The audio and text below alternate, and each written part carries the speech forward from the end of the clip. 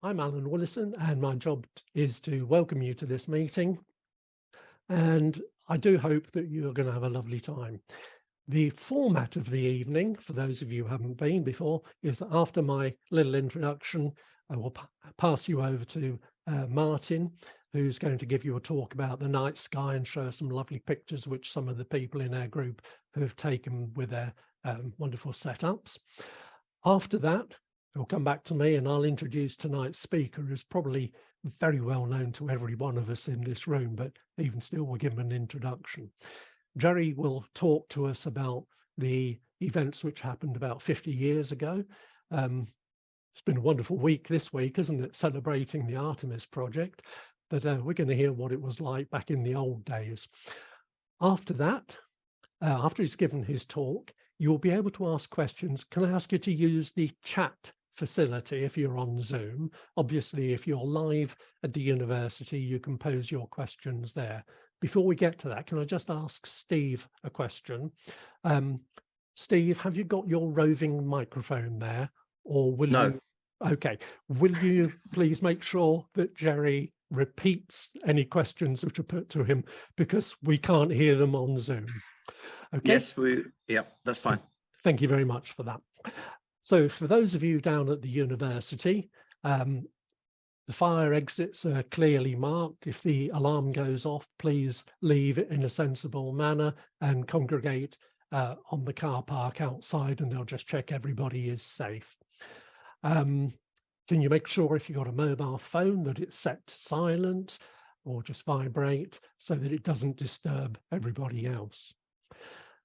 For those of us on Zoom, so I say you can submit any questions that you want answered through the chat facility, and they will get asked at the end of the talk. And can I ask if you can keep your microphones on mute through the talk, and at the end of the meeting, when we've wrapped it all up, we can perhaps, if you want to stay around and have a little chat afterwards, you can unmute yourselves there. Keep your hands away from the space bar, because if you haven't found out already, touching the space bar unmutes you, and then we get all sorts of strange sounds. So that's all I wanted to say to begin the program. So over to you, Martin, at the university. Okay. Okay, I think we're rolling again. So sorry I wasn't here last month to do my little talk. But the month before I did mention the demise of our summer triangle. So here we can see Vega, Deneb and Altair has actually disappeared below the horizon. So we're losing the summer triangle, but we're moving to the winter objects of interest now. So as I'm going to whiz round to the eastern sky, and some of you may have already noticed that the Orion Nebula is starting to rise a lot earlier in the evening, and there's lots of interesting things in Orion that we can look at. And probably the most interesting thing in the Orion Nebula, which is just going to zoom up here a little bit, is in the actual belt. My mouse has got a mind of its own. In the Orion's belt, I'm just going to zoom up a bit. We've got the famous Orion Nebula. Is that coming out of the Orion Nebula, which is probably the only nebula in the sky that you could see with the naked eye in a dark skies area. But if you just put a camera on a tripod and point it, this is the belt here. This is the sword that drops down. The middle, what looks like a star, is actually the Orion Nebula, and just a short exposure of a couple of seconds will show it quite clearly. So as something any budding astrophotographers might like to try doing. It's certainly the brightest nebula in the night sky on the northern hemisphere. So I'm going to zoom out a little bit. Betelgeuse is at the top corner here. That was the star they were talking about not so long ago going supernova at some point. It is a red giant. It is running towards the end of its life, but could be next year, could be a million years, so we don't know. But there are some stars that have gone supernova in our locality over the years. The last recorded one we've got was the famous Crab Nebula. I'll come up to there. This was actually spotted by Chinese astronomers in 1064, I think it was. They remarked about a new star that was visible during the day, and was there visible quite a while. And the whereabouts, if you come up above Orion Nebula to this orangey, quite bright star, Aldebaran, and you follow it down to this N star here. And with a small telescope or even binoculars, you can actually see the Crab Nebula. It's just above this star. Oh, God. Yeah, that's my mouse. Sorry about this, guys. I'll bring a mouse pad with me next time. So yeah, I'll try zooming in again, see if it will behave.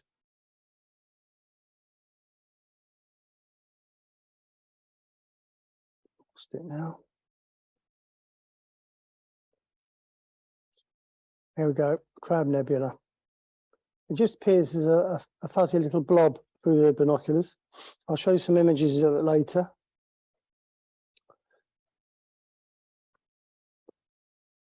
Another interesting one that it's quite easy to spot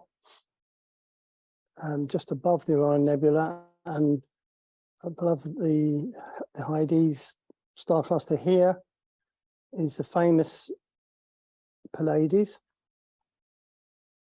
which appears very small but bright stars. It looks like a mini plough if you look at it, but it's quite visible. It's quite high in the sky now, coming up quite high. But again, this is well imaged. So that's something else to look at. And as we whiz around a little bit further, I was going to briefly just mention the planets. Mars was in opposition not long ago. It's still quite high, still bright. It's quite close to us. Jupiter is starting to fall off into the west now. It's got a lot lower than it was. But I'm going to go over to my presentation now and just look at some of the images that some of our astrophotographers have taken.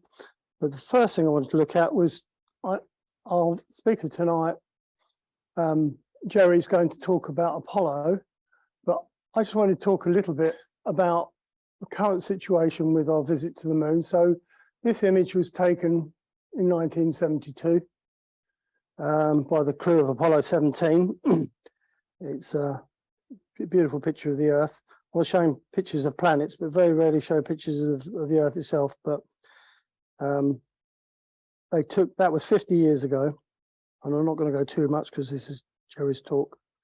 But what I want to talk about was Artemis, and this is a picture taken from the Artemis of the moon and the Earth behind. So this is its furthest place from the Earth in its current mission. So it was taken from the Orion ESM European Service Module. And I'll just jump on to the next one. And there's the splashdown, which happened a couple of days ago.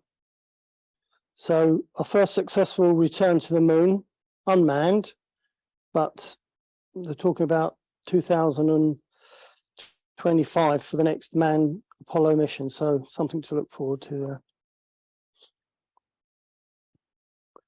So one of the things we've been doing, we've got a lot of new members join the club who are interested in the astrophotography section. This guy, Michael's only just joined, and this is a picture he's taken of the moon. While we're talking about the moon, I thought it would be a good time to just show some images that some of our astrophotographers take. So this one's been taken with a digital camera with a 2000mm lens. Quite a nice image, lots of detail there. This one's taken by our Steve, slightly closer, of the Tycho crater. but lots of detail there. You can see the information, especially the sun moves round onto the terminator edge. You get the shadows casting. You can see a lot more information. The next image is, we were talking about Mars earlier. Steve took these pictures of Mars about the 8th of December. It's as close as it's been and will be for the next 20 years. So lots of astrophotographers have been taking advantage of getting some images. You can see there Olympus Mons, which is the biggest volcano in our solar system on Mars. There's quite a few surface detail there you can see also. I'll move on to the next image. So we had a Mars occultation on the 8th of December. So this one Steve captured of Mars just passing behind the back of the moon.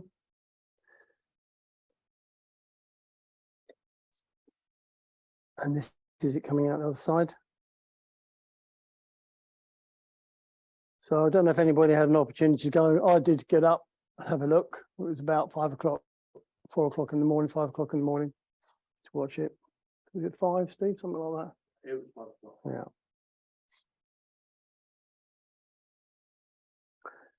And again, Michael, one of our new astrophotographers, took this image of Jupiter. I think that's pretty good for a beginner.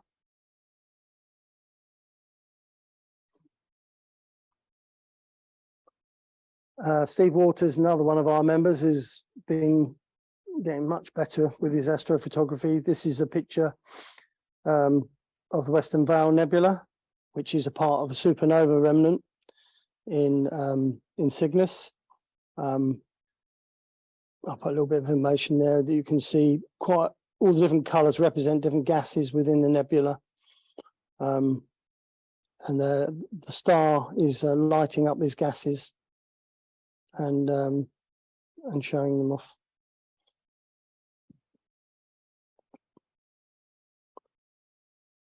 This is the Bubble Nebula, which I took.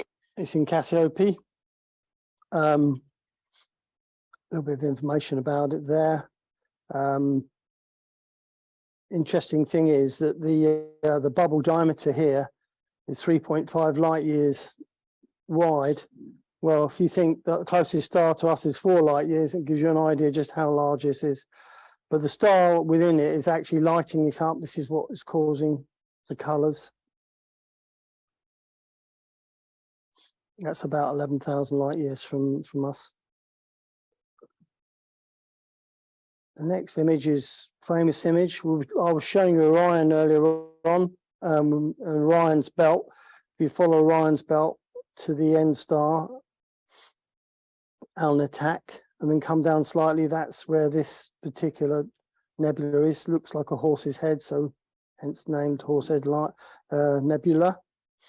Distance from Earth is about 1,500 light years. Discovered in 1888.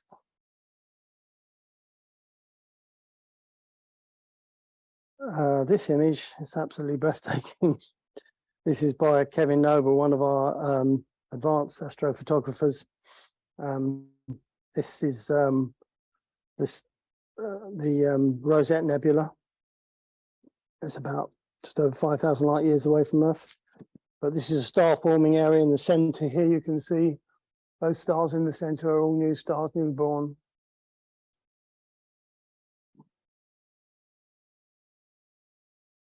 I spoke briefly about the Crab Nebula earlier on, a little bit of information about it. So the Chinese astronomers, 1054, I can't remember what I said now, took notice of a guest star, was nearly visible for nearly a month in daytime. So it just gives you an idea how bright a supernova is when it goes off. So a little bit of information. Crab Nebula is 6 light years wide from here to here. It's got a rapidly spinning neutron star in the center, which is sending out X-rays, twin beams of radiation, which pulse every 30 times a second as it rotates. I took that a couple of weeks ago. Jellyfish Nebula is also another supernova remnant. It's about 5,000 light years away. It will grow and grow until it runs out of fuel. This was discovered. Studies with the Chandra X-ray Observatory suggest that the explosion may have created a spinning neutron star also.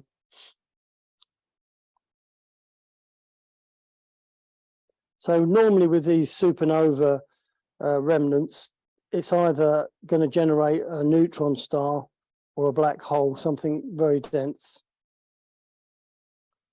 There's another image here. This is the Heart Nebula. And again, this is a star forming area. I've actually taken the stars out of this to just to show a bit more detail. But these clouds of hydrogen gas are producing new stars.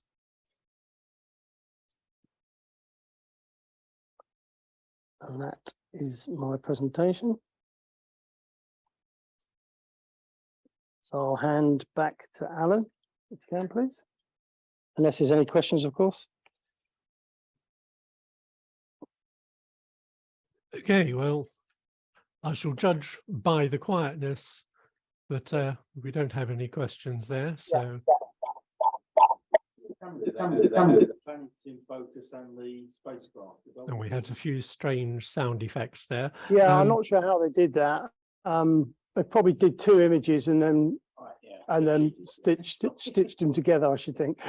It seems strange, you've got the near object in focus and the Yeah. Could we ask you to repeat the questions because we can't hear them on Zoom? You're joking. No, I heard about this. Somebody said, why would you go for 4? Because it would be so long to get it ready.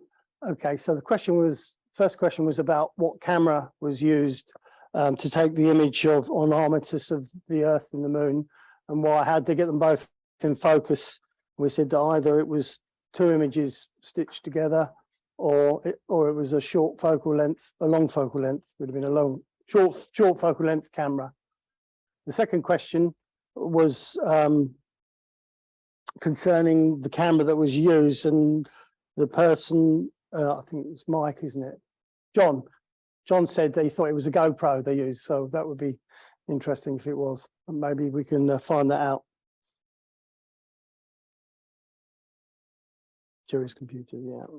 Okay, well, thank you very much indeed for that, Martin. And for the questions that we had at the end of it. I'm always amazed at the detail and extra information that's learned from these wonderful photographs, and the fact that people are doing this from their back gardens.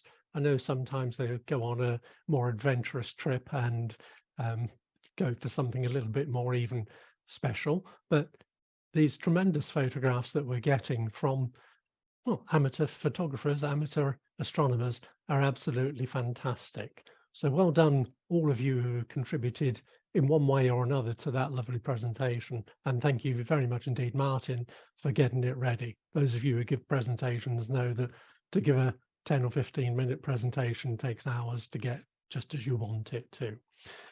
Okay, moving on then to our main speaker of the evening. We've got Jerry, who's going to talk to us about the Apollo 17 mission.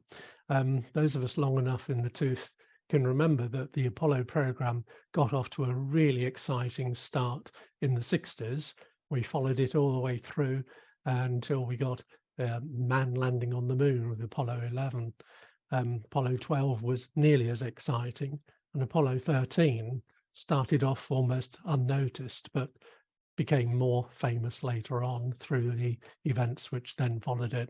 And I think it would be fairly true to say that to the majority of people, following on, obviously 14 would it do the same as 13, but by the time we got to 17, a lot of the general interest in putting people on the moon seemed to have waned, although I think, as Jerry will tell you in his talk, the events between each Apollo mission were getting more and more complex and more exciting. So With that little introduction, I'm going to pass you over to Jerry, who, for those of you who are new to the Hertford Astronomy Group, Jerry is our program secretary, as well as publicity chappie, and knows so much about astronomy. It's absolutely fabulous that we've got him with us to give this talk. So over to you, Jerry, and Apollo 17. Thank you.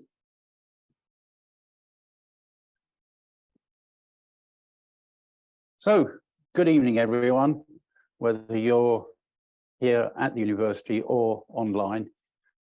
And particularly welcome to people from the British Interplanetary Society. For those who don't know me, I'm Jerry Stone and I run Spaceflight UK. I'm a freelance space presenter and I give talks on astronomy and space exploration. And that's something I've been doing for more than 50 years, having given my first space talk at school back in 1969. I also get interviewed on TV and radio now and then. And as one person has pointed out this evening, I have a Blue Peter badge, not from making a model of Tracy Island, but at the UK Space Conference a few years ago, Zoe Salmon was there with the Blue Peter team, and I was interviewed about how rockets work. So I have a house full of space stuff, which I use in all kinds of activities, and I've got some items here. What I don't have tonight, because I still haven't had time to make it, is my Lego Saturn V, which I intend to make a time-lapse video of me building it. So I'm also an author. One Small Step was a book I wrote to mark the 40th anniversary of the first men on the moon, and Find Out Space Travel is my latest space book, which it says inside is dedicated to my granddaughter, Phoebe, who I always claim was named after one of the moons of Saturn. Sometimes I get away with it. So since October 2018, I've been giving a presentation to mark the 50th anniversary of each one of the Apollo flights. And this is the very last one in the series, covering Apollo 17. And this is a patch design which I put together to mark the series. So I've subtitled this, The Last Men on the Moon, for now, because finally we know we are definitely going back. So main questions about going to the moon could be, why go to the moon? And why go the way that we did? And for the answers to both questions, I basically blame the Russians. In 1957, they launched Sputnik 1, which was the first artificial satellite. And it weighed 184 pounds compared to the USA's planned satellite, which only weighed 21 pounds. So this was huge. Sputnik 2 weighed 1/4 of a ton and contained the first living being to orbit the Earth, a dog named Laika. And then in 1961, the first person to fly into orbit around the Earth, Yuri Gagarin, was launched in Vostok 1, which had a mass of over 10,000 pounds, over 3 times that of the American Mercury spacecraft. Yet many Americans regarded the Soviets as technically backward and couldn't understand how they were able to launch such large craft. Ironically, it was due to the Soviets' inferior technology, because when they developed their atomic weapons, they were big, heavy, clunky things. And the Soviets had to make a decision. Should they carry on working on them getting them more refined and lighter so that they could be carried on the rockets which they already had or were being designed? Or should they develop a huge, powerful rocket capable of carrying these things? They decided on the second option. So when it came to putting things in space, they had these big, powerful rockets. The response from the American government was initiated by President Kennedy. First, he sent this memo to Vice President Lyndon Johnson, who was chair of the Space Council, asking what America could do to be seen to gain a lead in space on the Soviets. And then, as a result of the response from that, on May the 25th, 1961, just 20 days after America had carried out its first manned space flight with Alan Shepard, which only lasted just over 15 minutes, he went before Congress and set out the challenge to land a man on the moon and return him to Earth before the decade was out. However, this wasn't the original approach to space exploration that America had planned to take. Werner von Braun, the chief designer of the V2 rocket during World War II, was now working with quite a large number of the team in America. And in 1948, he'd written a science fiction story about going to Mars. In 1952, it was published in technical form as a report on the Mars project. And it described how a fleet of 10 interplanetary spacecraft would be assembled in orbit around the Earth and then fly off to Mars with a total crew of about 70. There, the landers would be assembled, and after an initial landing, the team would construct a runway for the other craft. Later in 1952, these ideas and more were in a series of articles published in Collier's magazine. It included going to the moon, but first we'd see the establishment of a large space station which would rotate to provide simulated gravity for its crew of 50. This seemed a logical, progressive program, and in fact, NASA had considered the space station as the best plan to follow on from Project Mercury.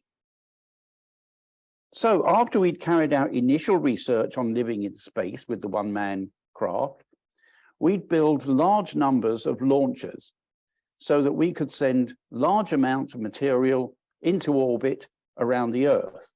Then we'd assemble the space station so that crews would have a place to live while working on the projects that would follow. And after that, we'd go to the moon, to Mars, and other parts of the solar system.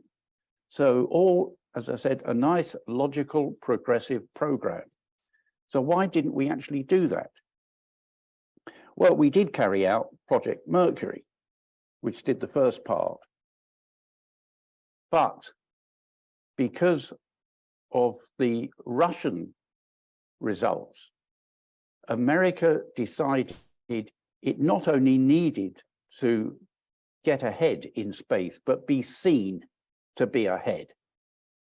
And so they needed to do something that would not take 20 or 30 years, which is what building the space station and going to Mars would take.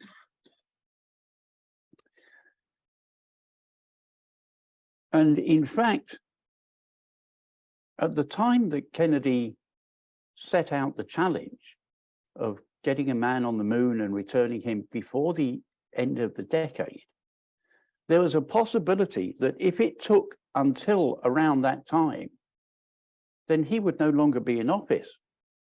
because American presidents can only serve 2 4-year terms at maximum.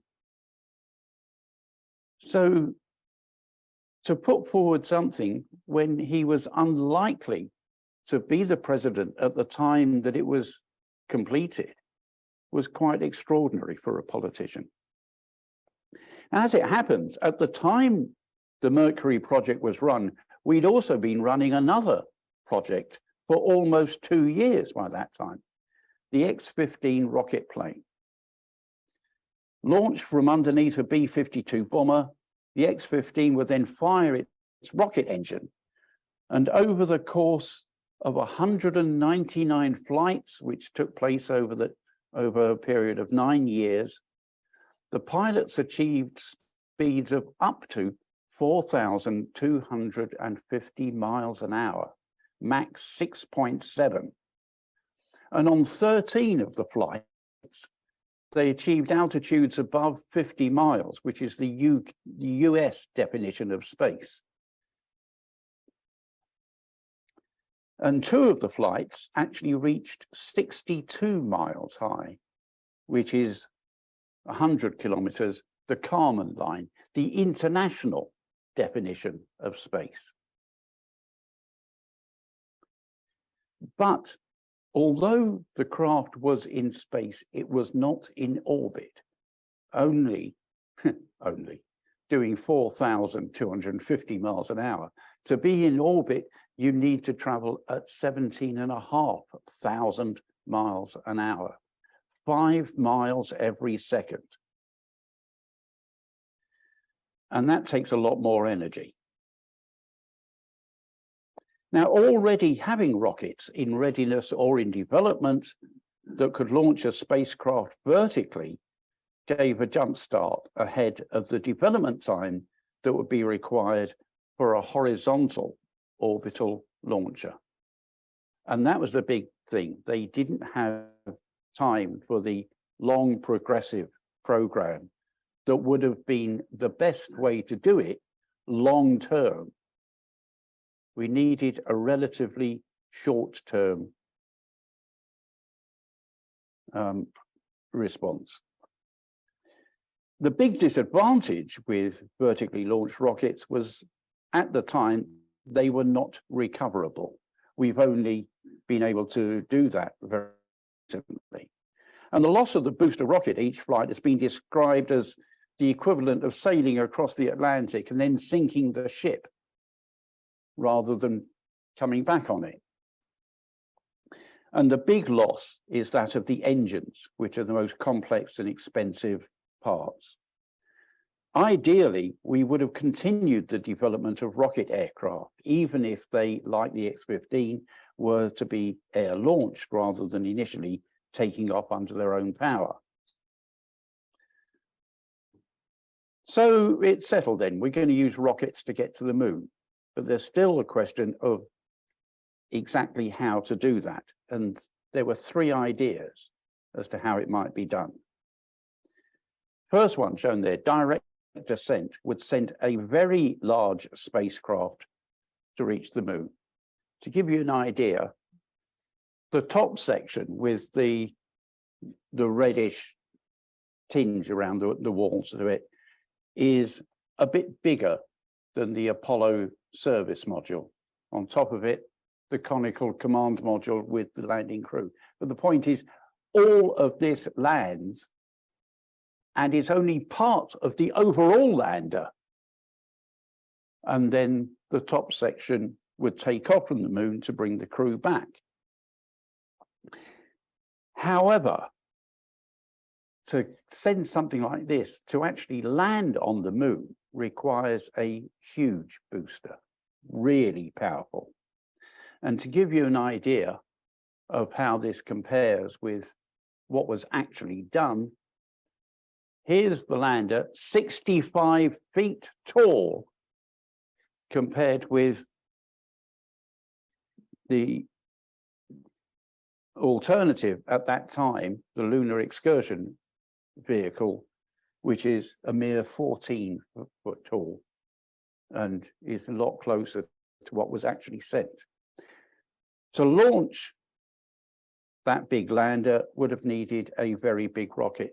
So here we have 3 rockets in the Saturn family, the C1, the C5, and the Nova.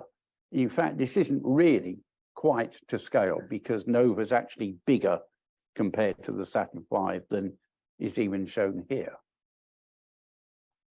And the Saturn V, remember, is 363 feet tall.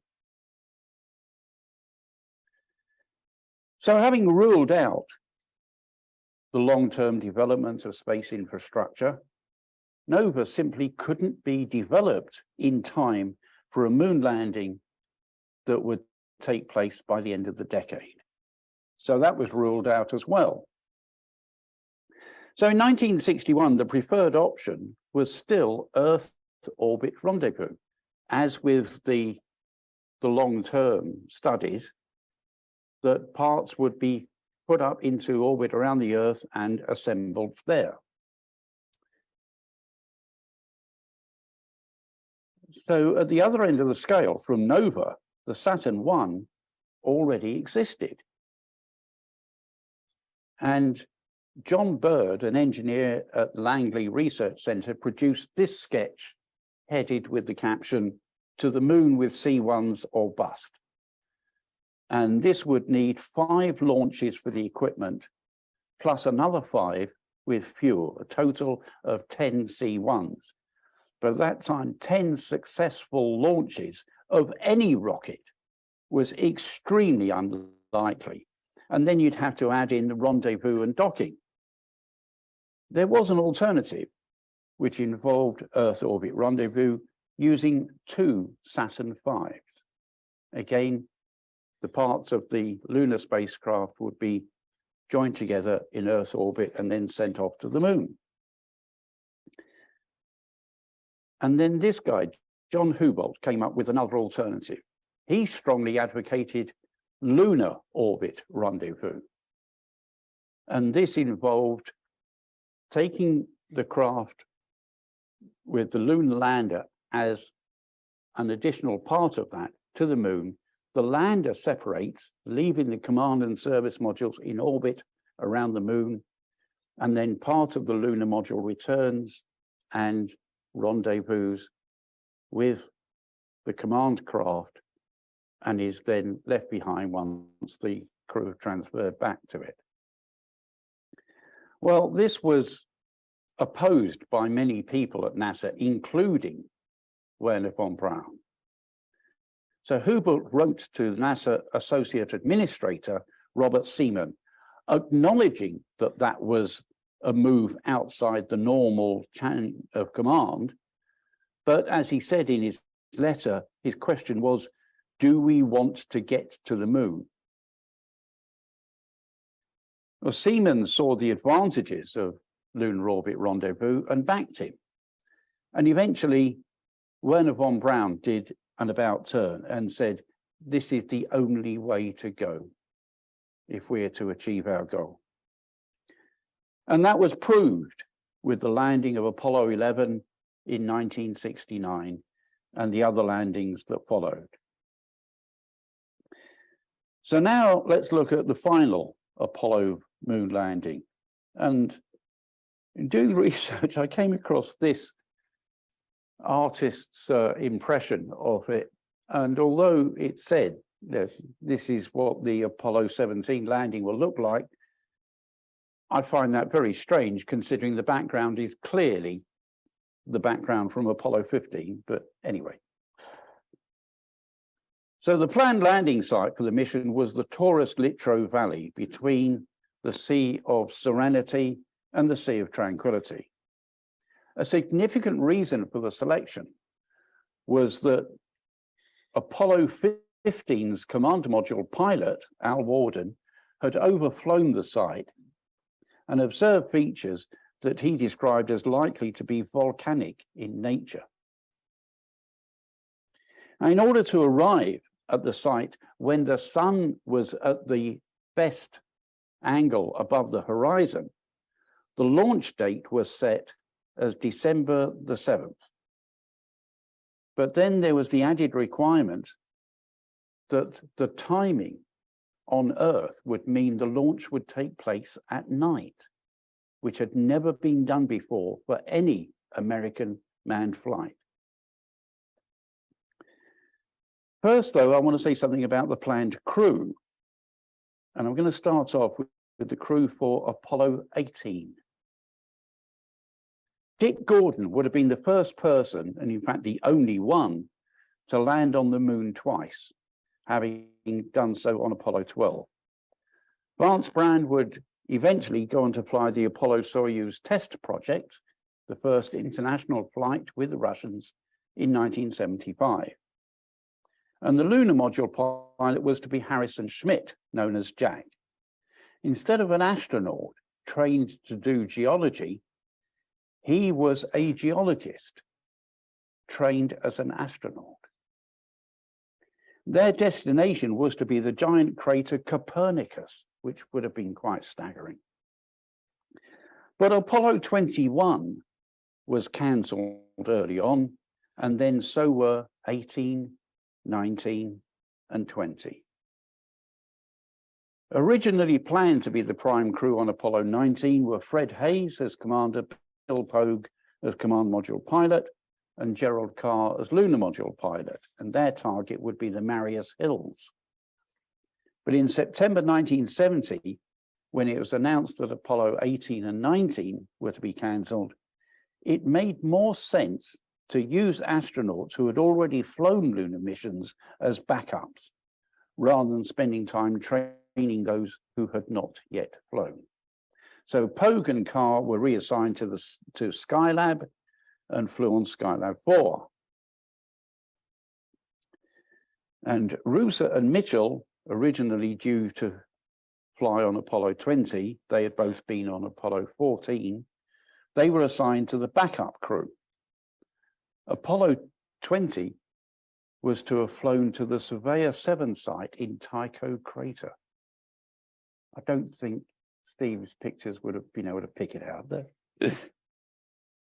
And Jack Schmitt, as a result of Apollo 18 having been cancelled, Jack was transferred to Apollo 17, so that at least one of the Apollo missions would have a trained geologist on the moon. And he became the only scientist to explore the moon. It was said that if Taurus Littrow was a geologist's paradise, then Jack Schmitt was the geologist to go there. The command module pilot was Ron Evans, who would be making his first flight. And the commander was Gene Cernan, who had flown on Gemini 9 and Apollo 10. He was the only lunar module commander to have flown a mission as a lunar module pilot. And there were few members of the astronaut corps who knew the spacecraft as thoroughly as he did. Here's the Apollo 17 patch, the only one actually showing Apollo. And on the subject of names, they decided, because this was the very last flight, that they would call their commander module America. The lunar module was called Challenger, following a tradition of heroic names for American ships. Here's a picture of the inside, showing part of the control panel of the lunar module. And you can see just above the center, a round piece where it says lunar contact. So 3 of the lunar module's foot pads had probes on them, 10 feet long. And when they made contact with the ground, that light would shine and the crew would cut off the engines. If we step back a bit on that, you can see the inside of the lunar module is in fact very, very small. There's a window for each of the crewmen, and down at the bottom is the hatch which leads out to the front of the spacecraft to the top of the ladder for them to climb down to the surface. Here's Jean and Jack undergoing some training in the simulator. And here they are on one of their geology trips. They also did a lot of geology work wearing spacesuits. And as they would be the third crew to take a lunar roving vehicle with them, they practiced with that as well. And this is Gene going past a NASA tour bus. And here he is with his family, including his younger daughter, Tracy. As the Apollo missions progressed, they kept increasing the amount of photographic equipment that they had. And they finished up with quite a collection of cameras and lenses, including, you can see at the bottom, a 500mm lens.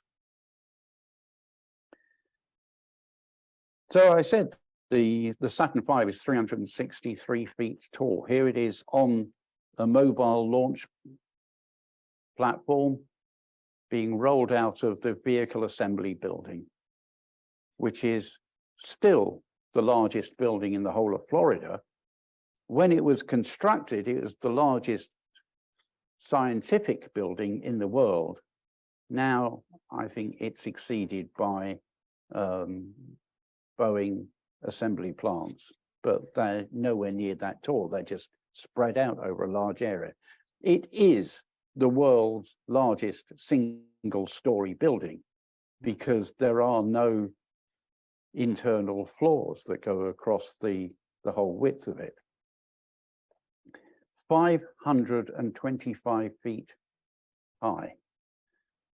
And I can tell you from personal experience, the view from the roof is really something.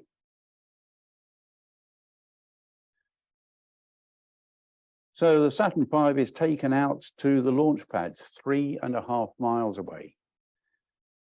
Calculated by someone that if every stage of a Saturn V should explode simultaneously, you would need to be 3.5 miles away to be fairly sure of survival.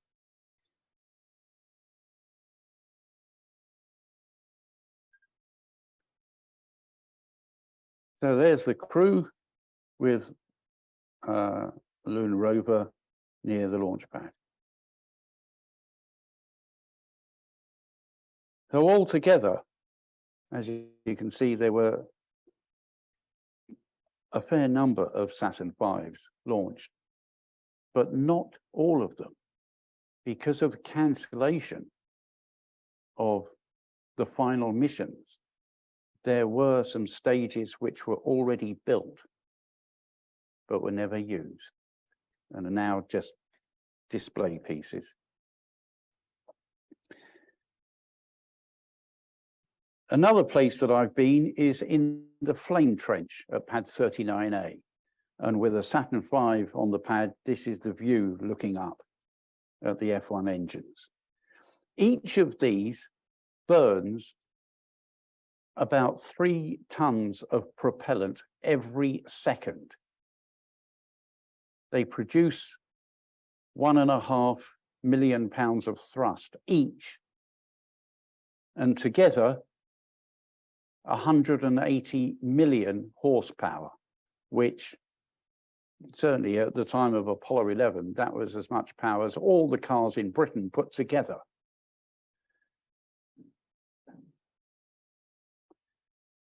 Originally, the launch was planned to be at 2:53 on the morning of December the 7th. Now, the first stage used RP1 and liquid oxygen. RP1, generally referred to as rocket propellant number 1, is actually a form of kerosene, which led to comments back in the 60s about America having gone to the moon using SO blue. Not quite. But the two upper stages used liquid hydrogen and liquid oxygen.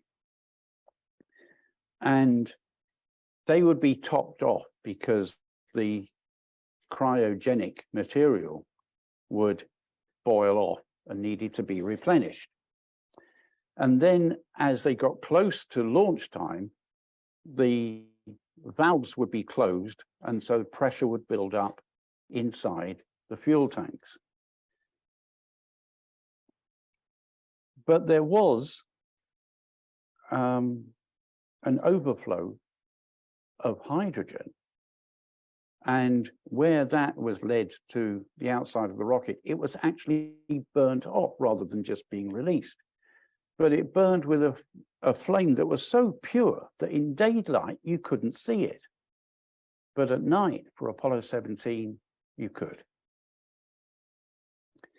The problem was that the commentary mentioned the first stage being pressurized and the second stage, but not the third stage. In fact, the team did ensure that it was pressurized, but it was too late for the automatic countdown sequencer, who detected this as an anomaly and cut off the launch process 30 seconds before it was due to take off.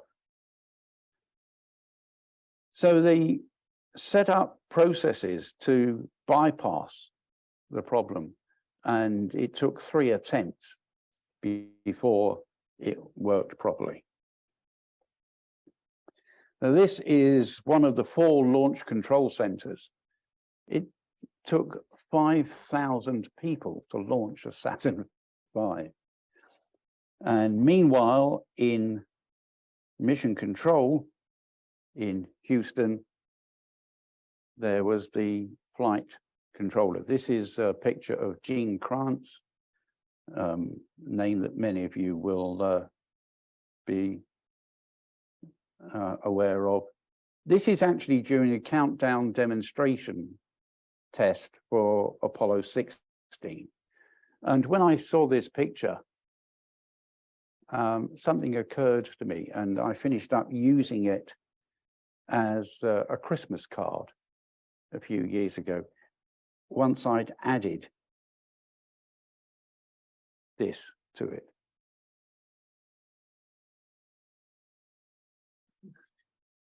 I have thought, really, I ought to send him a copy, but no, never mind. Speaking of adjusting pictures, how about this one? That is the Apollo 17 Saturn V on the launch pad, but that is not a picture of the Saturn V with the moon in the background, because at the time it was on the pad, ready to launch, the moon would not have been a full moon. So that's been added by someone. But this is a real picture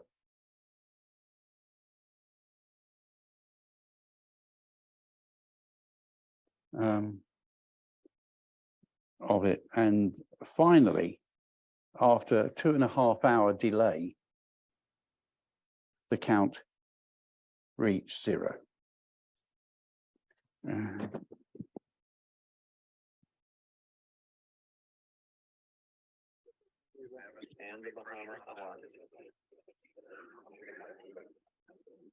Approaching the 2-minute mark.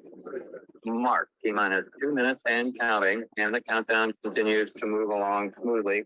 Now in the terminal countdown portion, the automatic sequencer has stopped the replenishing of the liquid oxygen and the liquid hydrogen. We're standing by now to begin pressurization of the fuel tank. The second stage fuel tank pressurized. Third stage fuel tank pressurized. The countdown continuing to move along smoothly. T-minus 90 seconds. Just 90 seconds.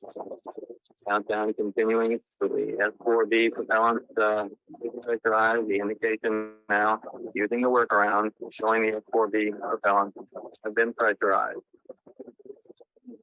Now looking at the liquid hydrogen tanks, so they become pressurized. LH aboard the second stage, pressurized. All propellants now aboard the second stage, pressurized as we approach the 1 minute mark in the countdown. Mark, T-minus 1 minute and counting now in the final minute of the countdown. T-minus 45 seconds. Gene Turner will take the final guidance alignment. This is the Mark, T-minus 5:45, and Gene Turner made that final guidance alignment. That's the last action taken by the crew aboard the space vehicle. Now approaching the half-minute mark. T-minus 33, T-minus 30 seconds, and continuing now, continuing on at T-minus 26 second mark, T-minus 25. We'll get a final guidance release at the T-minus 17 second mark. T-minus 17, final guidance release. We'll expect engine ignition at 8.9 seconds. 10, 9, 8, 7,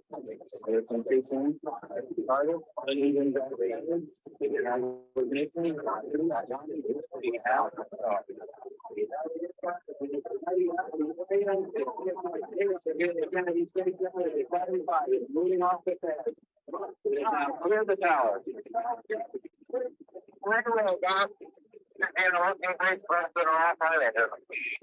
Okay, babe, it's looking good here. Roll this complete for the arm pitching.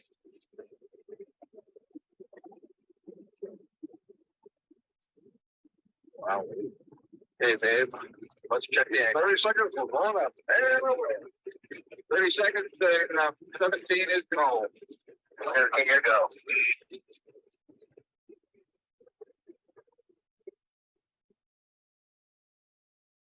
Okay, 1 minute, 68 degrees. Okay. And everything looks great over here. Okay. Okay. That bar from Magic coming through Magic. We'll be at 68 degrees. Okay, how many other people? Okay. Stand by for mode 1 Bravo. Mode 1 Bravo. Roger, 1 Bravo. We're going 1 minute. Okay, look at me. How long? There's up there. People left. Roger, people left. That was like 6. It's like, oh yeah, that's Max Q. Wait till we get our Max Q. Stay down there, Q.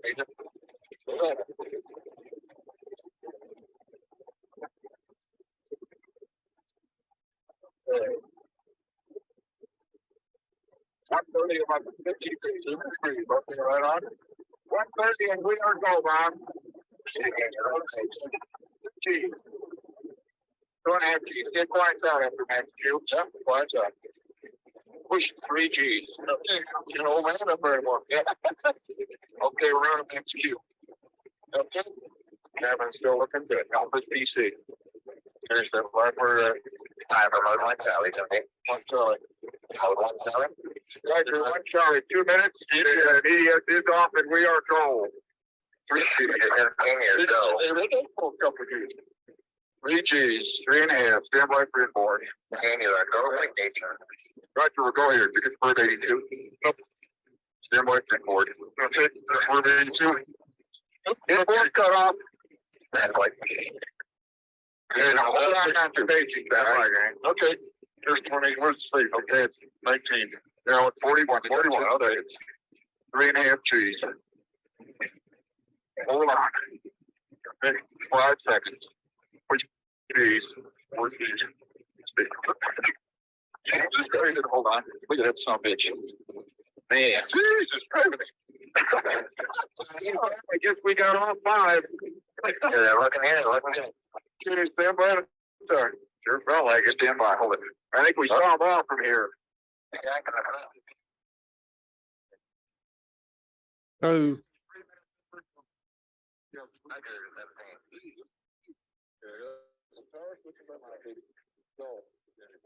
So the fuel on the first stage, having been used up, it's separated.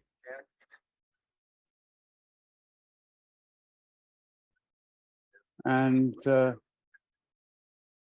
second stage took over, and then so on with the third stage up to orbit. Once they checked out over the spacecraft, the third stage engine fired again to send them off towards the moon. And they pulled the command and service modules clear of the rest of the stack, turned around, and there's the top of the lunar module. In the center, you can see the docking port, the top docking port. And then they moved in, docked with the lunar module, pulled it clear of the third stage. Now, this page from the flight plan shows that at a certain point on the way out towards the moon, they would get this kind of view of the Earth. And in fact, as we've seen, yes, they did. On the way to the moon, Ron Evans, the command module pilot, navigated using the onboard compass and sextant, taking star sightings and entering their positions into the command module computer. And you can see there the list of stars that they used. 3 of them in particular, I'd like to point out. There's Denoces, Navi, and Rhaegor. Now, you may not recognize those star names because they're not official star names. Denoces, if you read it the other way, reads second. And that is for Edward H. White II. Navi is for Virgil Ivan Grissom, and Rhaegor is for Roger Chappie. They were the 3 crewmen of Apollo 1. Ron actually lost a pair of scissors that he had at some point on the way to the moon. And this required Cernan and Schmidt to leave one of their pairs behind while they descended to the surface in the lunar module. Otherwise, Ron wouldn't have been able to eat because he wouldn't have been able to cut open the plastic food packages. This also caused them to have to be very careful with the one remaining pair that they took to the surface. Had they lost them while on the surface, they would have been in the same boat. So there's Challenger having separated from the command module with Cernan and Schmidt on board. And this other page from the flight plan shows them having landed, put on their EVA suits, depressing the cabin and opening the hatch down onto the surface. The Taurus Littrow area, well, the Taurus Valley is in between 2 sets of mountains, the North Massif and the South Massif. And the landing site included some crater names that the crew had decided on. Camelot, literally from the home of King Arthur. Sherlock, because not only was Sherlock Holmes a great detective, but he was also interested in geology, if you read the books.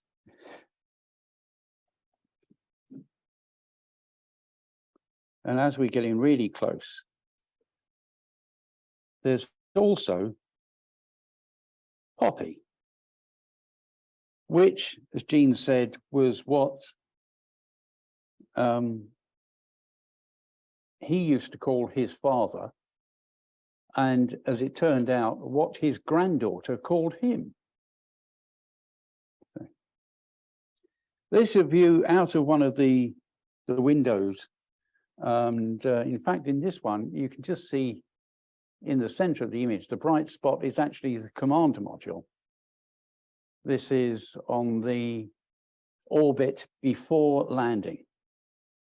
But this is on the approach to landing itself. And typically, as you get closer to the surface of the moon, you simply see more and more smaller and smaller craters, until eventually they're close enough that you can see the shadow of the lunar module. And you can also, particularly on this one, see the shadow of the contact probe.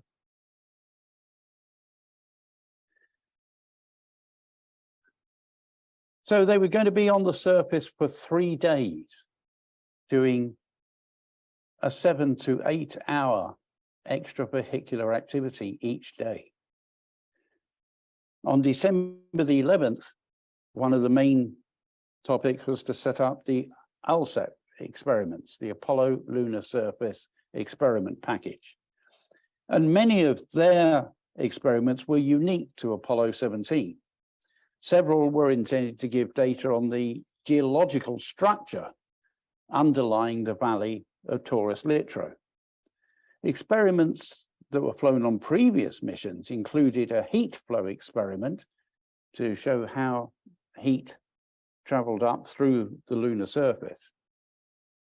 And this would be a last opportunity to confirm the results measured on Apollo 15, because on Apollo 16, the heat flow couldn't be used because one of the astronauts accidentally tripped over the connecting cable, which was taking the data to the central station, and pulled it out. There was also a cosmic ray detector, similar to the one first flown on Apollo 16, and a deep core experiment like the ones drilled on both Apollo 15 and 16. This is Cernan with the deployed American flag, and in the background, the lunar rover. And this is Schmidt. How can you tell the difference between them? Because the commander's spacesuit is the one with the red stripes on it. Now, the problem of this actually was first raised by Andy Aldrin, Buzz Aldrin's son, back on Apollo 11, when he was watching the EVA and said to his mother, "How can you tell which is Mr. Armstrong?" And yet, would you believe it took until Apollo 13 for them to come up with the stripes?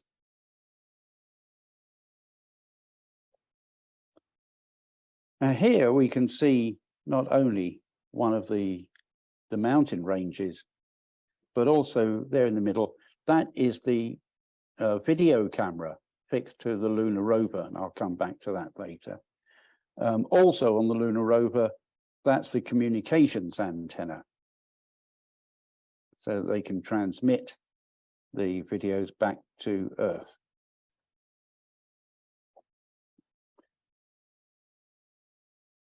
So something else they also had was a gnomon, and this is a little three-legged device with a hinge in the middle, so that the central pole would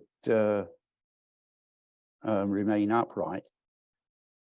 And the color chart on it meant that although they were taking transparencies, so the color would come out accurately, it would mean that if pictures were being printed, then it would be possible to compare the colors on the gnomon with the actual colors, and you could tell that the color balance in the picture was correct. It also, of course, gave you a sense of scale, because one of the big problems on the moon is not knowing whether you have a boulder of a certain size that's fairly close or one much bigger further away, because there are no normal things to compare sizes. Unless you have something like this in the picture, of course.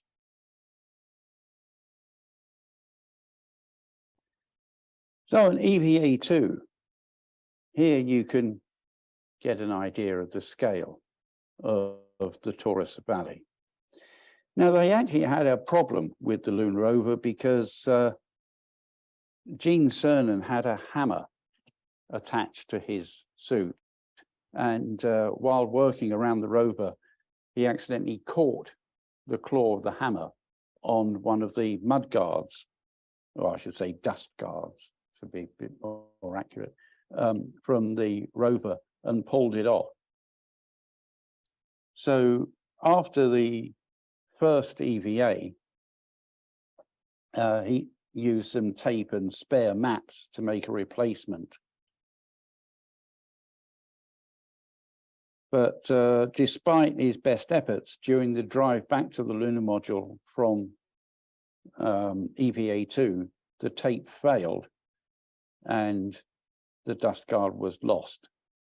So the next morning, John Young, who had flown on Apollo 16, talked Cernan through procedures to make a stronger fix, which proved to be very successful. This is Schmidt collecting a soil sample on the south side of the rim boulder at station number 5. And then they went on to a crater which they call Shorty. The most likely pre-mission ideas about Shorty was that it was an impact feature that had punched through the land's material and excavated some of the darker material that covers most of the valley floor. But there were some people who hoped that Shorty was actually a volcanic vent, and the dark material would prove to be glassy pyroclastic material. As it turned out, both of them were right. The dark material was pyroclastic, but it had been uncovered by the relatively recent impact that created Shorty crater. So the crater itself is off to the right, and you can see the edge of it curling round towards the camera. And between the rover and the boulder that's a bit further away, they found this orange soil. What the analysis back on Earth revealed was this was volcanic glass. And in 2011, reanalysis of the samples found evidence that water was included, with concentrations of water in the glass beads that formed 50 times as great as the expected dryness of the moon. It included olivine, which we'd also found by this time on Mars. And this also showed water present in concentrations up to 1,200 parts per million.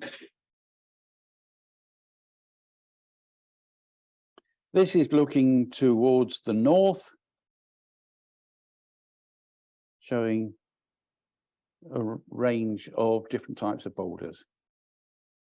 The extraordinary degree of science, particularly geology, led to issues for some reporters for whom this was not their top subject, as shown by this cartoon, where this poor journalist is absolutely baffled by the commentary that he's hearing from the astronauts. So December 13, we came to the final EVA.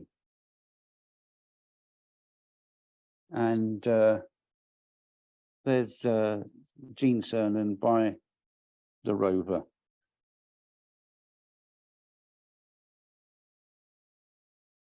They returned once again to the Alsep station.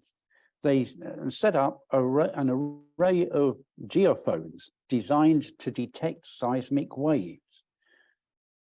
These waves would be generated by small explosive charges, which Schmidt and Cernan later placed at predetermined spots as they drove around the valley.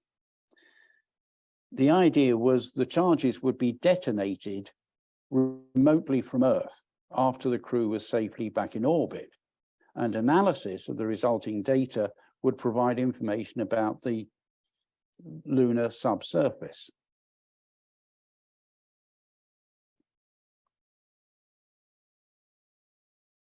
So this is Gene at the rover before setting out for their final geology traverse. Altogether, they covered over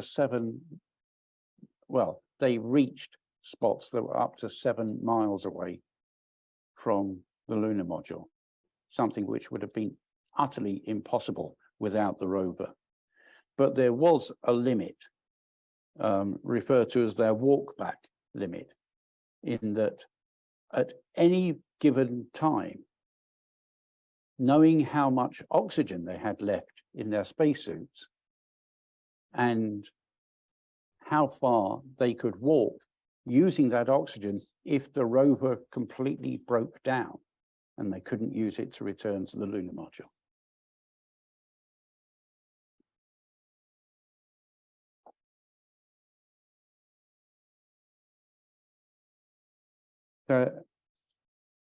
As well as the mountains up in the distance, can you see the white line near the top of the picture? Well, it's something that geologists do. If they've completely finished some exercise in exploration, they will throw away the hammer. And that's what Jack has done there. So that's his geology hammer. And you can also see in this view from out of one of the lunar module windows, tracks from the rover, and also where the surface has been disturbed by the astronauts walking around.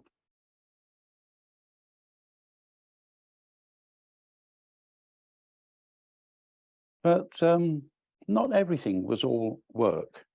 Let's see.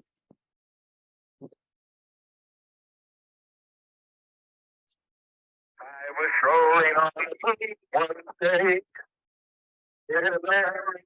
I thought, hey, man, when I fight the price, a pair of the eye. So that was their rendering of a tune originally written about 100 years earlier, while strolling in the park one day. Now, the reason we were able to follow the astronauts was because of this guy, Ed Fendel, back in Mission Control, because he was operating the camera, the video camera on the lunar rover. And he could pan it around, he could tilt it up and down, and he could zoom in and out. So it meant the astronauts' activities could be followed by the team in Mission Control, the support teams, and of course, the general public around the world.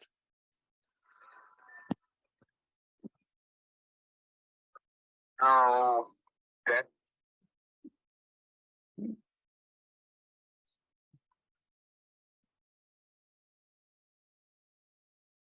No, that coming. Jack Schmidt having a few problems.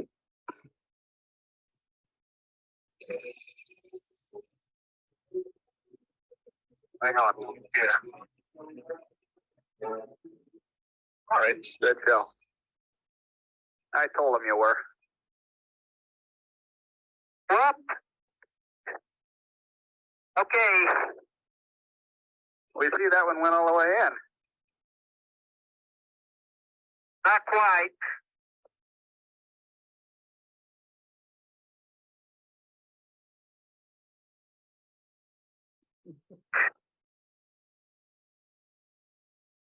But there it is, all but about 5 inches. Now that bit of video by itself shows that they're under 1/6 gravity. So they're on the moon.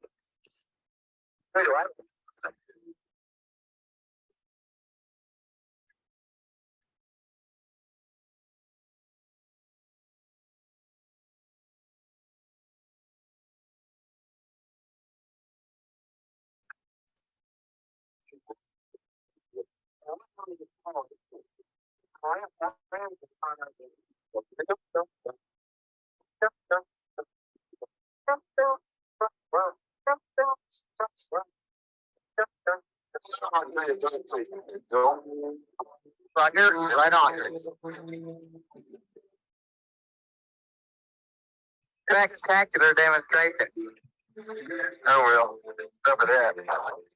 Lovely. What was that a demonstration of, by the way? It started out to be of gravity and it wound up being of centrifugal force, I think.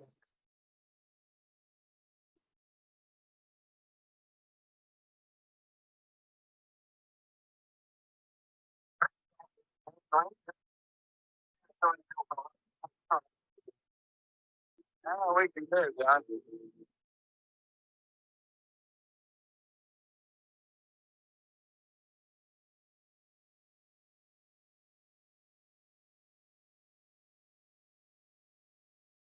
So as you can see, the suits were getting pretty dirty with all the dust. But you don't need to worry about the suits being torn. Tearing a spacesuit would not have required a slight puncture so much as several minutes with a dedicated industrial rated power drill. And I said earlier about how it's difficult to gauge sizes of things. I mean, if you didn't see the astronaut there at the side, you wouldn't know how big that boulder was.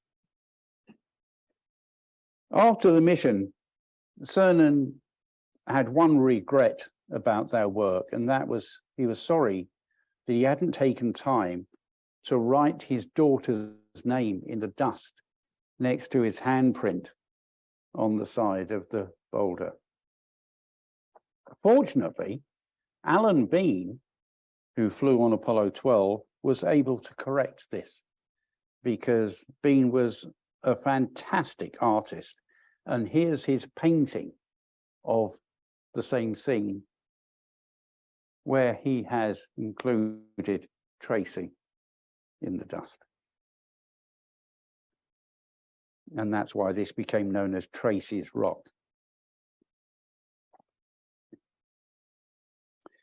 Here's a couple of panoramas showing the dramatic scenery there.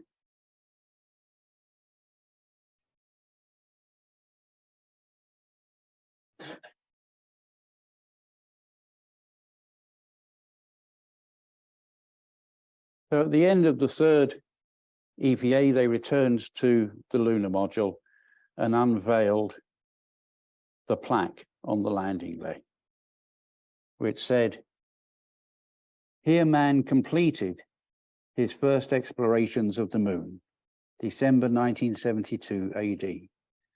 May the spirit of peace in which we came be reflected in the lives of all mankind."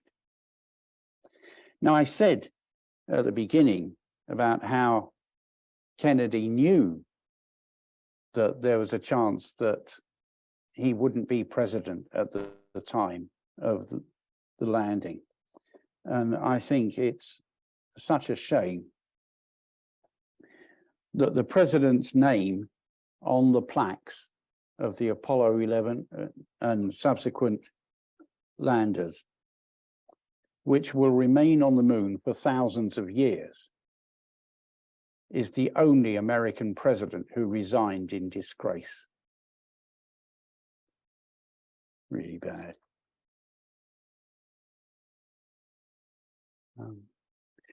And then before returning into the lunar module, there was a little ceremony. Houston, before we close out our EVA, you understand that there are people here today who have been effectively touring our country young people from countries all over the world, effectively touring our country, had the opportunity to watch the launch of Apollo 17. We had an opportunity to meet some of our young people in the country. And we'd like to say, first of all, welcome, and we hope you enjoyed the stay. Second of all, probably one of the most significant things we can think about when we think about Apollo is that it has opened for us being the world, a challenge of the future. The door is now cracked, but the promise of that future lies in the young people, not just in America, but the young people all over the world, learning to live and learning to work together. In order to remind all the peoples of the world, in so many countries throughout the world, that this is what we all are striving for in the future, you have to pick up a very significant rock, sort of what we have here in the Valley of San Francisco. It's a rock composed of many fragments of many sizes and many shapes, probably from all parts of the moon, perhaps millions of years old. But a rock of all sizes and shapes, fragments of all sizes and shapes, and even colors that have grown together and become a cohesive rock, outlasting in nature of space, sort of living together in a very coherent, very peaceful manner.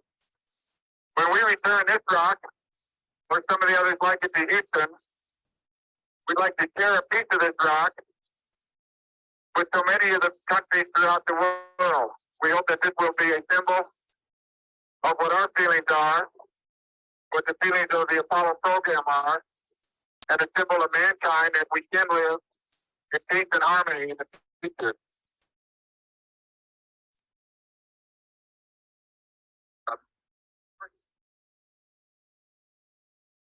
So here's a picture of Jack Schmidt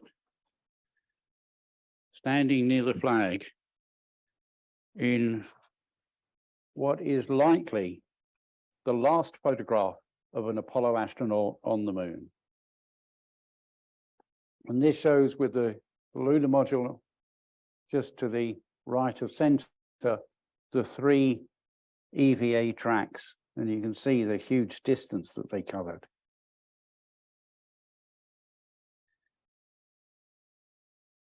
And then they took the lunar rover vehicle off a little distance and turned around so that it was pointing back towards the rover so that we could see their takeoff from the moon. 1 minute coming up, King. Take your final look at the valley at Fort Mitchell. Step from orbit.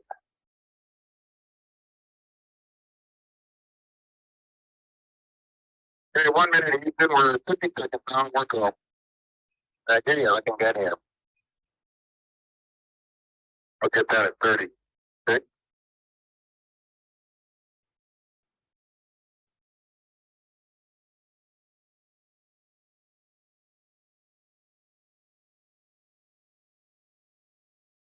Camera's not gonna run. Not me holding it. They average 20 seconds. Ah, shoot. Okay, now let's get off. Forget the camera. 10 seconds. It's referring to the camera inside the lunar module, but it did work.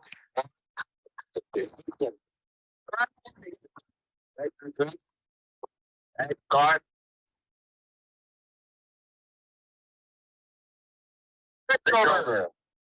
I tell you, have good luck.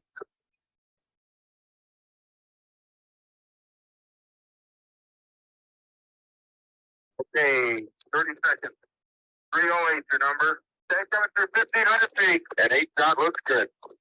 Roger, we've lost data right now, but we'll We'd like aft Omni, please.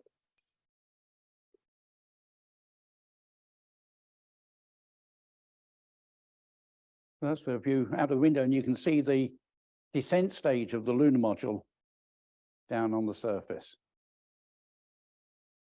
That's someone's bit of adjustment to one of the main pictures, having removed the ascent stage of the lunar module in their picture. But this is the ascent stage as it approaches the command module. And there's Cernan and Schmidt, and two very, very dirty spacesuits, remarkable contrast to what they looked like before the flight.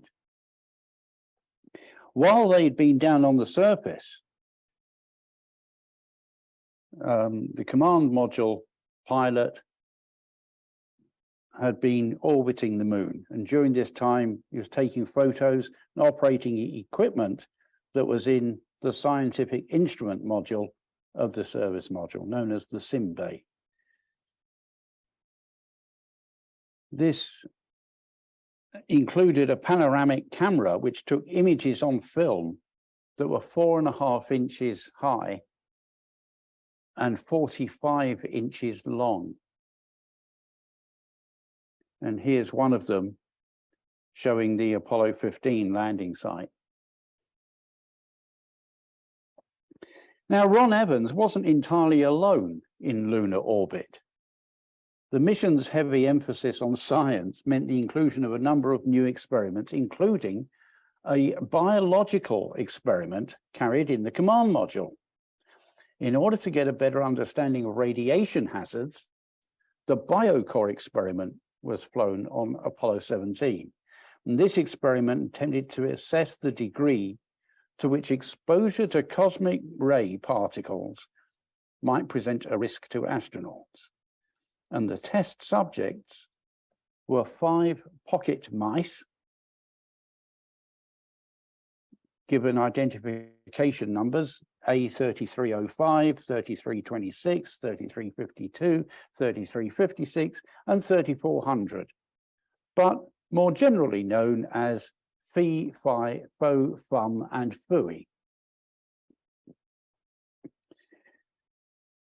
Before leaving lunar orbit, they released a sub-satellite, which stayed behind, and they then fired the service module engine to send them back towards Earth.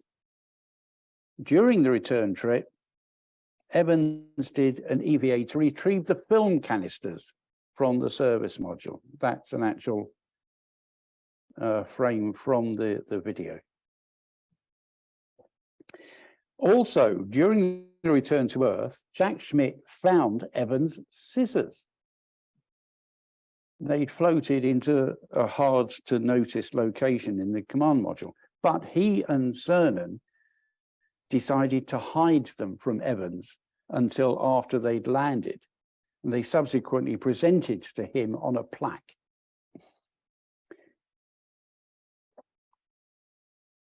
And then this page of the flight plan shows the end of Apollo with the splashdown, 304 hours, 31 minutes after launch.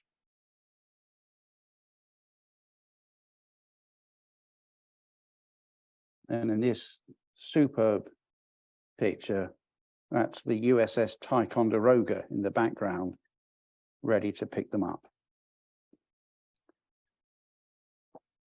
And in this commemorative patch from 50 years later, you can see that the first L of Apollo is in gold, L being the Roman numeral for 50. Now here's Gene Kranz in mission control, acknowledging the triumph of Apollo 17. The command module is currently on display at the Space Center in Houston. But if you want to see a command module, then go to where I used to work and where I used to look after it. the Science Museum in London. This is the only Apollo spacecraft that is not in the United States.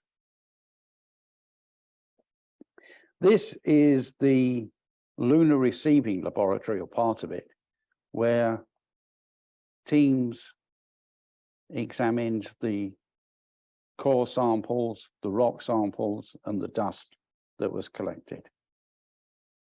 And some of it is still being analyzed today. So in December 1972, Apollo 17 became the final mission to the moon so far to be undertaken by astronauts. Cernan liked to describe Apollo 17 as the end of the beginning.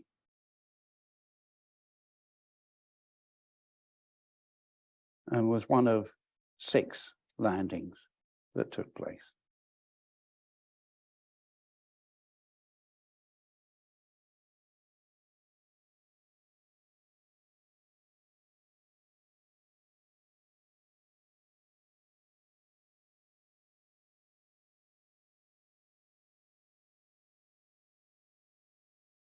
So there's the landing sites, which we have now seen in detail from the Lunar Reconnaissance Orbiter spacecraft and from others. Well, some people have asked why go to the moon?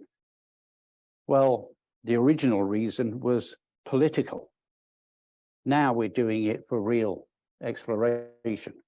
But apart from the basic reason of finding out more about our nearest neighbor in space, we also learned a huge amount just by doing this.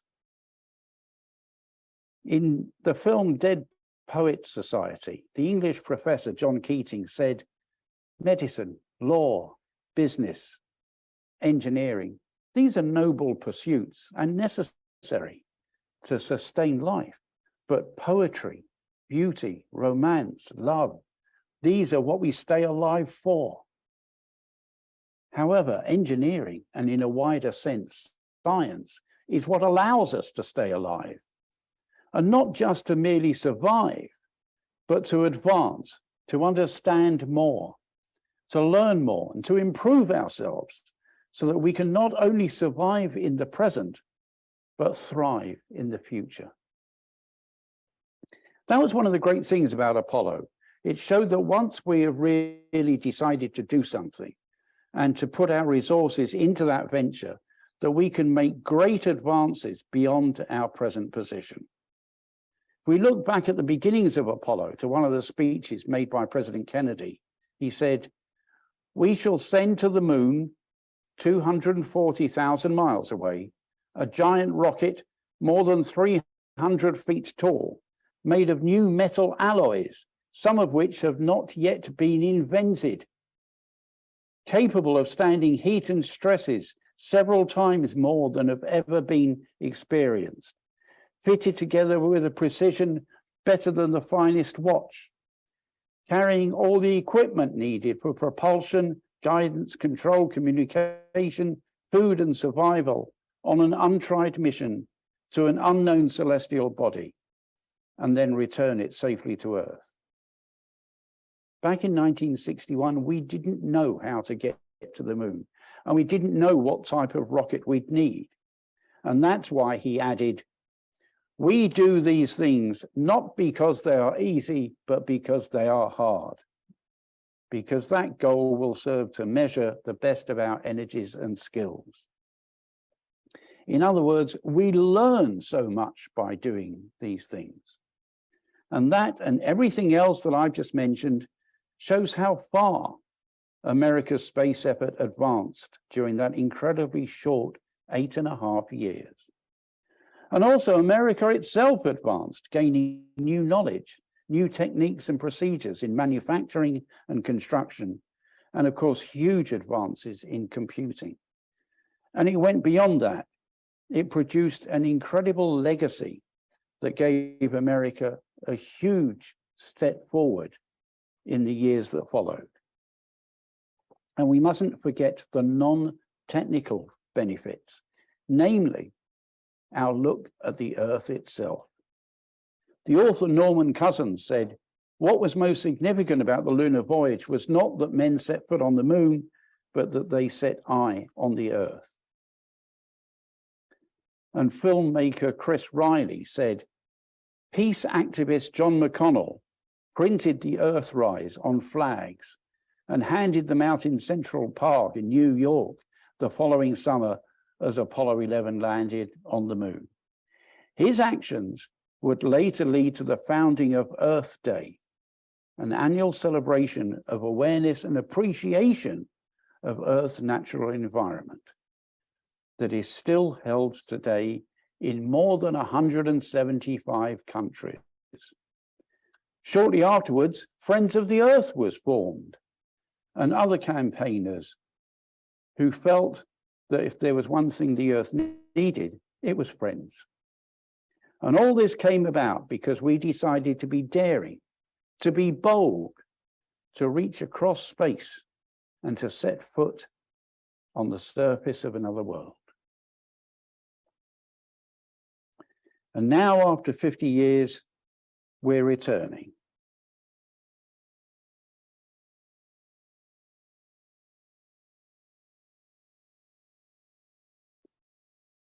The material that I've used in this series of presentations. Sorry, I'm having trouble with the connection. Please try again in a moment.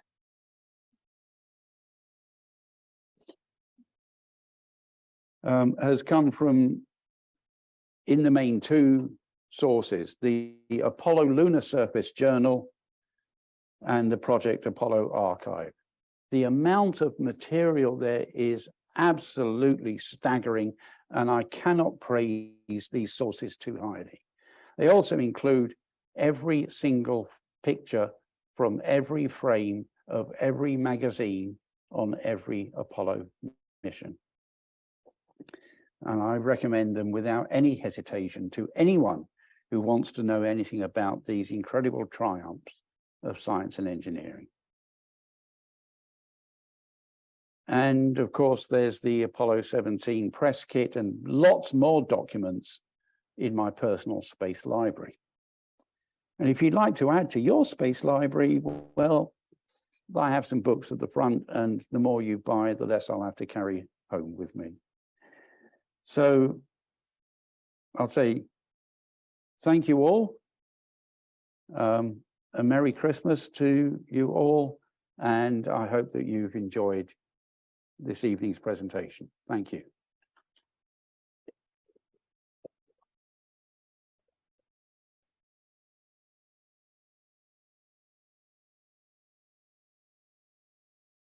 Right. Do we have any questions on Zoom? Okay. And meanwhile, does anyone here have any questions? Yes. You said something about Dick Gordon. Yes. That he walked on the moon. Yes, on Apollo 12. Sorry, flew to the Apollo 12. Sorry. Yes, quite right. It was Alan Bean and Pete Conrad who actually landed. But very few Apollo astronauts actually flew twice. So Jim Lovell flew on Apollo 8 and Apollo 13, although he didn't go into orbit on Apollo 13. John Young flew on Apollo 16, again without landing, and Apollo 10 without landing on Apollo 16, and Gene Cernan on Apollo 10 and 17. Yeah. Yes. Thanks for a wonderful presentation. You mentioned the change in propellant from kerosene to liquid hydrogen. What was the reason for that change? No, it wasn't a change. The first stage used RP1 as its main propellant with liquid oxygen as the oxidizer. That was for the F1 engines. The second and third stages used J2 engines, which burned liquid hydrogen and liquid oxygen. So it wasn't a change. They were different engines. Jerry, there's a question here from Alan. Yeah. Do you think the next person on the moon will be American or from another nationality? Will the next person on the moon be American or another nationality? They will be American. The Chinese will not get a man on the moon before the Artemis landing. I don't think so. So at the moment, the plan is that Artemis 2 will be a manned mission. Artemis 1 was unmanned. And it now looks as though that won't take place until 2024 at the earliest. And possibly 2025, we might see a landing. And at some time, whether it's on the first landing or not, we will see the next man, the first woman, and the first person of color on the moon. If it all gets delayed until, say, 2028, yeah, there might just be a possibility of the Chinese getting there first, but I'm not sure, because at the moment they're concentrating on their space station. I've got another question here from Alex. Can you elaborate on how they bypassed the launch cutoff? Also, it took 2.5 hours. How long Yes. did they have before they'd have to scrap the launch? Okay, so it's believed actually that the third stage was pressurized originally, but it wasn't done automatically in time for the automatic sequencer to acknowledge that. So what they had to do was to, eventually they finished up by doing something so that they would effectively manually say it's been pressurized. And they send a signal through to the sequencer saying it's been pressurized. Alex also asked a supplemental question, which is, why was there so much initial resistance to the lunar orbit rendezvous?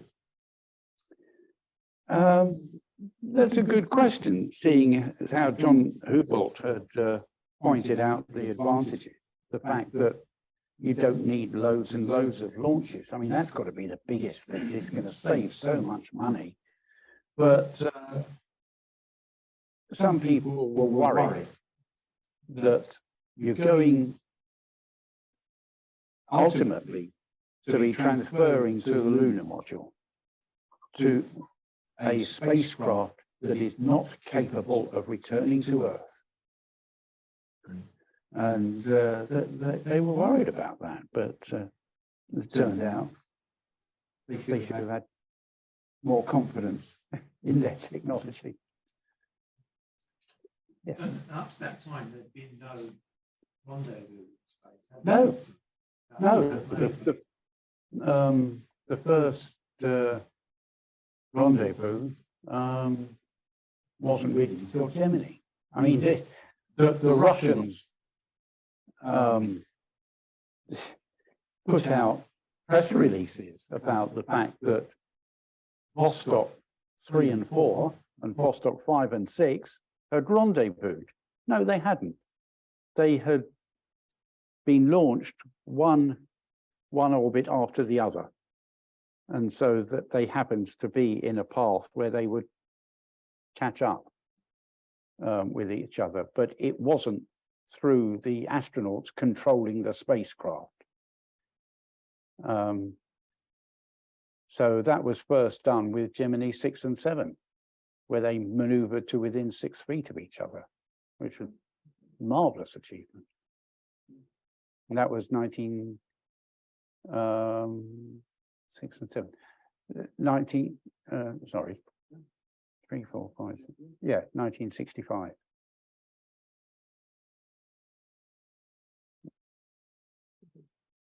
So, right. Any others? We've just lost the internet. Oh. Okay. Right. Apologies, we just lost the internet there. I think it's 10 o'clock. There are some other Okay. questions, but I think we should perhaps try and answer Okay, those. tell you what then. For anyone who still has any questions, people who are on Zoom, if you write to me by email, I will answer you. So that is Jerry with a J, jerry.stone2001@gmail.com. jerry.stone2001@gmail.com, and I'll be happy to see about providing answers for you. Okay, well, Okay, can I sort of thank cut you in very there? much. Say thank you very much indeed, Jerry. A fantastic talk there. The preparation for it must have taken ages and ages, but so brilliantly presented, nicely paced, extremely well illustrated, and kept us fascinated all the way through it. So thank you very much indeed, Jerry. If the rest of you could just bear with me for a couple of minutes while we wind the meeting up, I would like to say thank you very much indeed for everyone for coming along this evening. And if you were new to us, whatever method you came, if you want to come again to our next meeting, well, that's going to be on January the 11th in the new year, when we're going to have some of the students from the local University of Hertfordshire are going to give a variety of short talks on various astronomy subjects. The details will be on the website in the next few days, and you can just follow the links to join the Zoom meeting, or if you're local, want to come down to the university, you'd be very welcome indeed. That's on January the 11th. For the rest of you, when you get your Christmas presents and you get your diaries, put the date of the 27th of January in there, because that's the next open evening at the university site at Bayfordbury, their next open evening. I'd like to say thank you to all the team members who went along to the last one and encouraged people to get interested in astronomy. It's really kind of you to do that, especially those of you who stand outside freezing yourselves to death doing it. Thank you. And of course, I'd like to say thank you to the whole team who made tonight's presentations possible. There's a lot of work goes on in the background between technical people, ticket sellers, organising the seats, etc. All sorts of things that go on that get unnoticed. I'd like to express my personal thanks to all of you who made it possible. I know things are sometimes a little bit touch and go, but hey, we're amateurs and we're learning, and each time we seem to learn a little bit more. So in conclusion, all I'd like to say is a Merry Christmas to all of you. I hope that you have a wonderful time. Don't get snowed in too much. And as I like to generally end the one before Christmas by saying, I hope that all your presents will need eyepieces. So thank you very much indeed for coming along, and we'll cut the meeting here officially.